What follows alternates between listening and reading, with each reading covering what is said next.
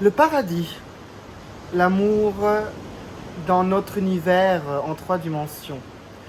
Le paradis est la magie. La magie est la première dimension. Et lorsque nous parlons d'ascension, c'est-à-dire d'aller vers le meilleur, cela est la 2e dimension. Dans la 3e dimension, nous avons donc le minéral. C'est un amour de pouvoir parler avec cette simplicité. Il n'y a que 3 dimensions dans notre univers, car nous le voyons très bien, il n'y a que 3 dimensions dans notre univers.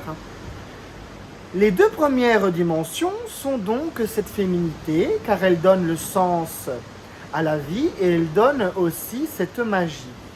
La magie est la nature du paradis. Le paradis déjà, il est très intelligent de dire qu'il se trouve partout, ou en tout cas encore mieux et plus précis autour de la terre, en tout cas là où se trouvent les cieux. Mais le paradis, mes amis, il est le firmament. Le firmament est ce plasma, cette chose qui n'est pas matière, c'est ce rose qui existe dans l'univers. Ce rose, qui est donc ce plasma, n'est pas quantifiable, mais il existe bien. Donc dans un volume donné, on peut le mettre tout entier et il peut traverser n'importe quel type de mur et il est ainsi donc le firmament.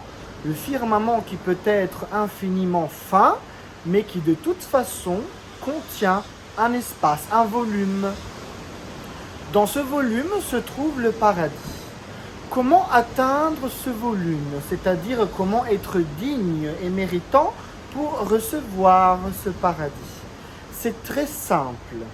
Il faut être naturellement gentil. Cela ne changera jamais, depuis le début jusqu'à la fin des temps, qui n'arrivera jamais, car la fin des temps n'existera jamais. Et on dit très bien que dans quelques milliards d'années, le soleil grandira, il engloutira la terre. Cela n'est pas une pensée correcte, car la nature est intelligente. Nous ne serons pas ici si un tel danger se présentera. De toute façon, nous devons comprendre donc que l'humanité sera éternelle.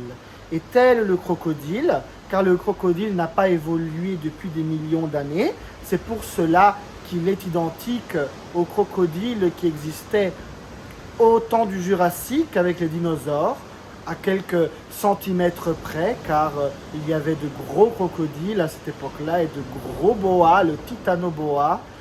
Il faut donc comprendre que l'homme aujourd'hui est beau en suffisance, suffisamment beau dans son utilité, sa praticité. Donc il est totalement faisable que nous restions, en tout cas avec peut-être de légères différences, mais en tout cas que nous restions, on va dire, identiques à aujourd'hui. Car nous sommes beaux et satisfaits de notre corps. Nous n'avons pas besoin de plus d'évolution. Nous le ressentons. Peut-être au niveau de l'intelligence, oui, parce qu'aujourd'hui encore, l'humain, l'homme se comporte avec une méchanceté bestiale qui ne montre aucune évolution, aucun événement évolutif dans son esprit, aucune évolution. L'homme n'est pas encore assez, en tout cas très intelligent aujourd'hui. Cela est réellement quelque chose que nous voyons même peut-être tous les jours, quotidiennement. Un homme qui fait le méchant, qui va contre l'évolution, contre la nature, contre lui-même, continuellement, tous les jours, pendant des mois, des années peut-être. Mais quelle est la réflexion, à part si elle est inexistante? Elle est inexistante, en effet, car la réflexion ne peut être que positive dans la vie. Ça, c'est un vrai discours hermétique. Donc, comment décrire correctement ce paradis pour concrétiser sa position, sa nature, son discours et son avènement? L'événement paradis s'explique comme ceci.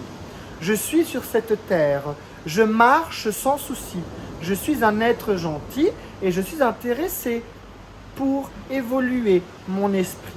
Je vais m'adonner aux mathématiques, à la science, à l'histoire, à la philosophie, aux politiques, à la beauté, au sport. Je vais réellement devenir divin sur cette terre.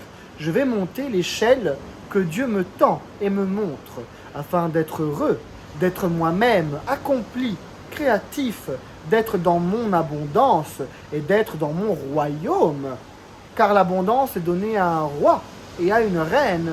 Celui qui tente d'avoir l'abondance sans comprendre le concept du roi et de la reine, du royaume ne recevra que dalle, c'est-à-dire rien du tout. Une dalle, des dalles, les dalles qui font les routes ou les constructions architecturales de cette ville du monde, des villes du monde. Le paradis est une ville, c'est l'Atlantide. Le paradis est une ville dorée. Bien sûr, il y a une nature dorée magnifique, mais dans le paradis, il y a une ville. C'est une grande vérité archétypale. L'archétype de la ville dorée est le paradis, tout simplement. C'est ainsi que l'or véritable est quelque chose qui se voit partout. Le paradis, on y entre lorsque l'énigme du sphinx est posée. La roche est l'élément central. Qui la pose?